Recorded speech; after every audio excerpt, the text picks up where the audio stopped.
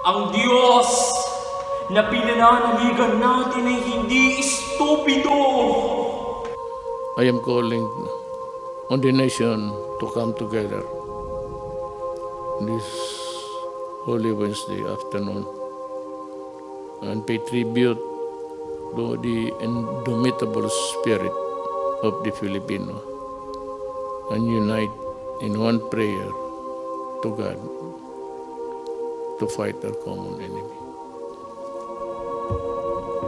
Who is this stupid God? Stupido talaga. You created something perfect, and then you think of an event that would tempt and destroy the quality of your work.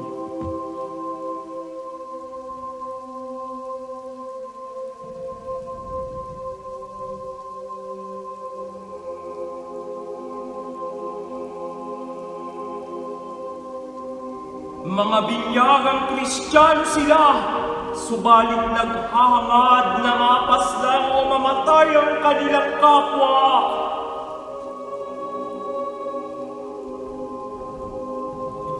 O Kristiyano, alalahanin mo ang baptismong tinanggap mo.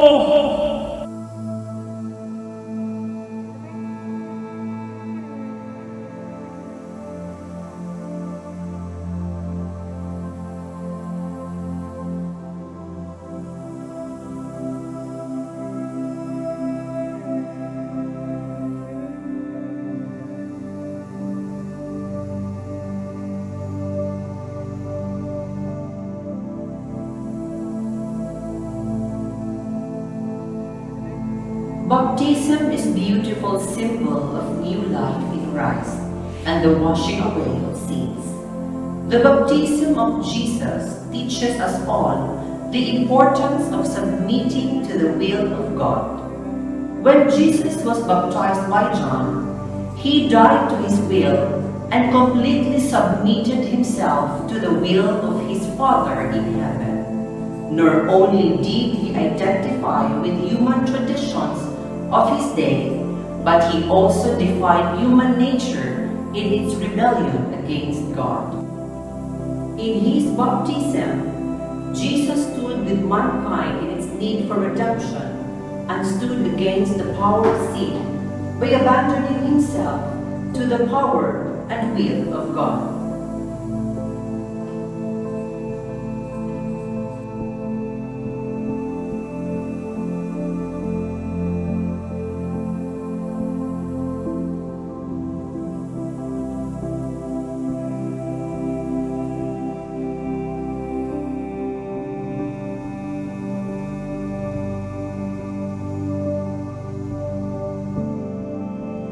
Repent and be baptized.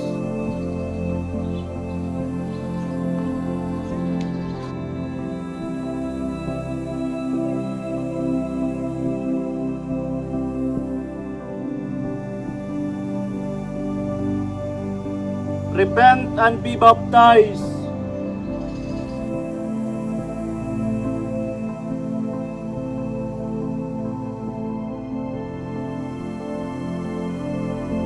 Repent and be baptized.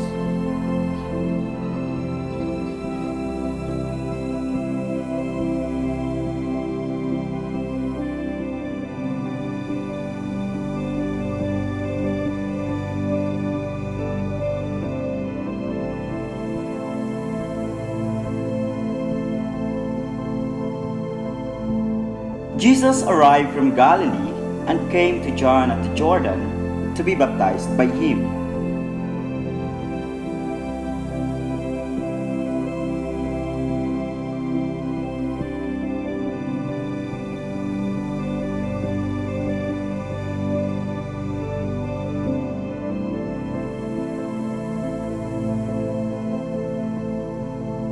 But John tried to make him change his mind. I ought to be baptized by you, and yet you have come to me. But Jesus answered him, Let it be so now, for in this way we shall do all that God requires.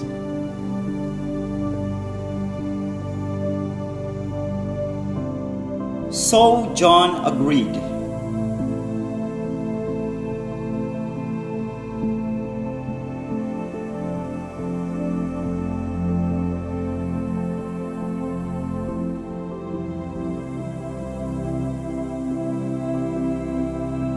As soon as Jesus was baptized, he came out of the water.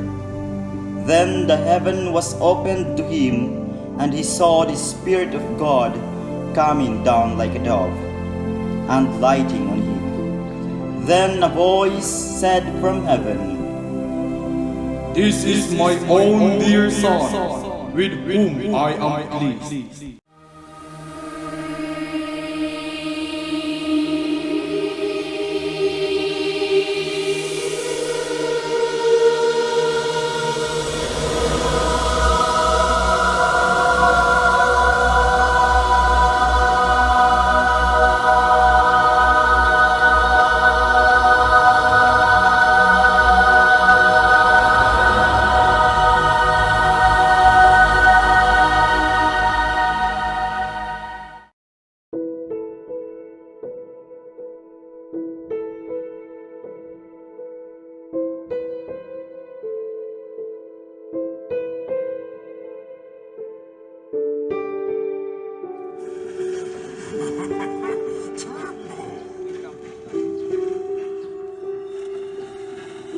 Initiate retreat.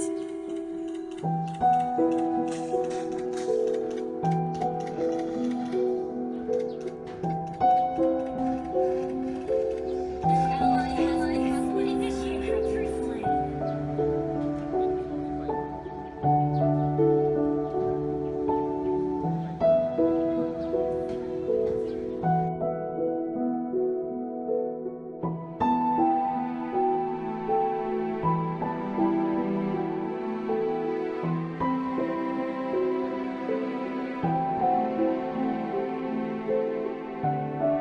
Oh, pare, push na! Mamaya na! Mag-nurse na! Nurse na! Wag na muna mag... May buhay yung mga kalaban eh. Okay na yan! Mamaya naman, tatama naman ang mga kasama natin. Wag ka magulo dito! Wag ka magulo! Bisa! Mamaya wala! Hindi namin kailangan, Lord! Okay, sarili Lord kami dito! Wag ka magulo dito! Naglalaro kami dito eh! Talo na kami! Alam mo nang may... Hoy! Mag-Lord! Mamaya, dyan ang kalaban eh. Push muna. Initiate retreat.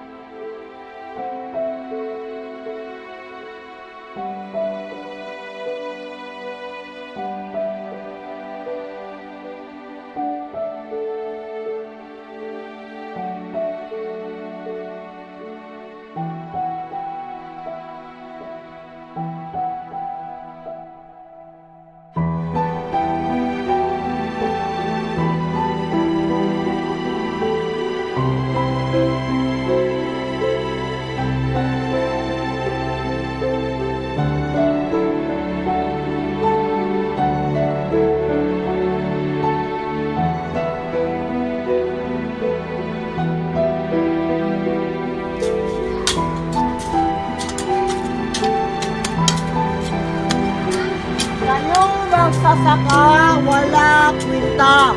Ako rin, Kek, marami negosyo, yon ang mahalaga.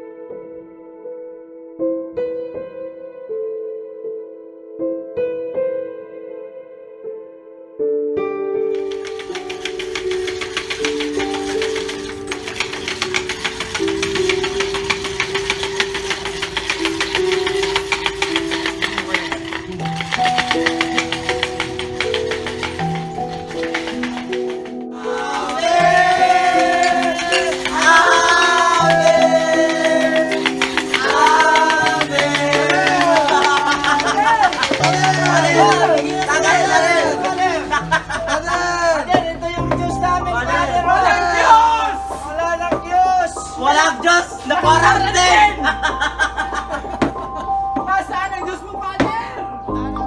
Sa tulong ng Diyos, naniniwala ako kay Hesukristo, ang anak ng Diyos na buhay. Alam kong sa mga oras na ito, siya ang aming patnubay.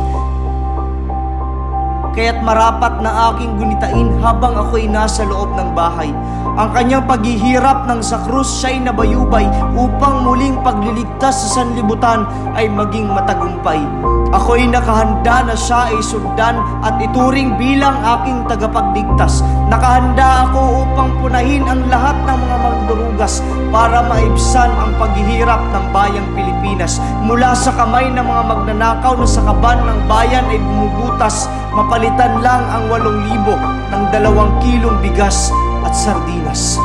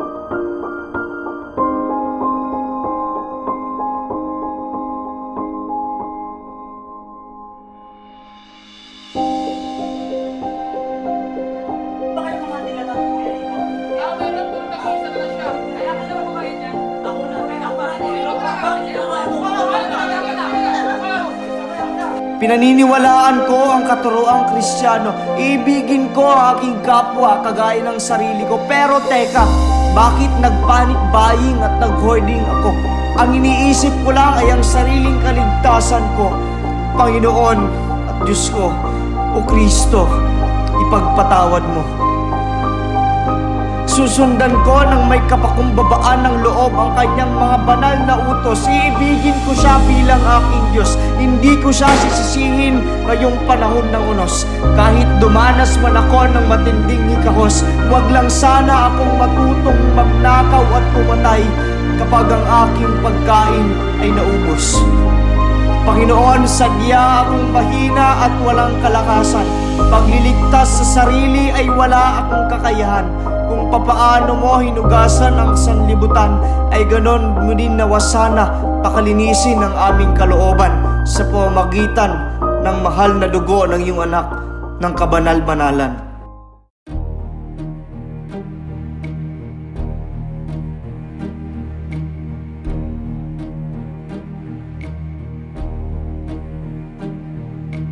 Who can say where the road goes, where the day flows? Only time. And who can say if your love grows as your heart shows? Only time.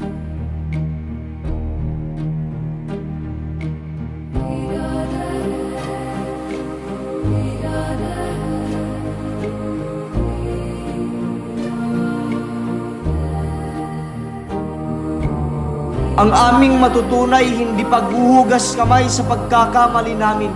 Naway aming mabatid ang mga kakulangan namin. Sa pamamagitan ng iyong anak na pinananaligan namin, sinasamba at parating bukang bibig namin ang aming manunubos at tagapagligtas. Sa tulong niya, lahat makakaya namin kahit COVID-19!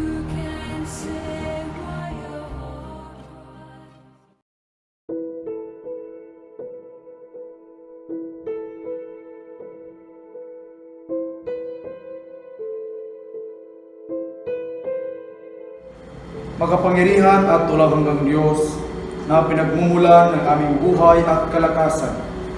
Pinupuri ka namin dahil sa iyong kadakilaang mamuna sa aming mga buhay. Kami po ay nagsusumamo na kami ay iyong pangunahan sa laban na ito upang sukuin ang nakakamatay na sakit ng COVID-19.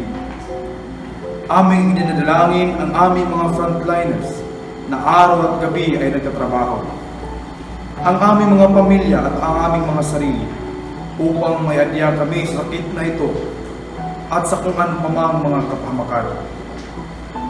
Hugasan mo po ang aming mga pagkakasala, dulot ng aming pagiging pagkamakasarili, sa aming pagsira sa iyong kalikasan at sa lahat ng mga naririto.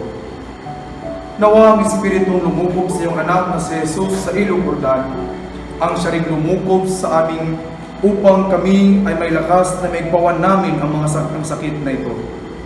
Sa pamamagitan pa rin ng iyong anak na si Jesus na aming dakilang doktor at tagapagligtas, na nabubuhay at nag-aaring kasama ng Espiritu Santo, iisang Diyos ngayon at magpakailanman.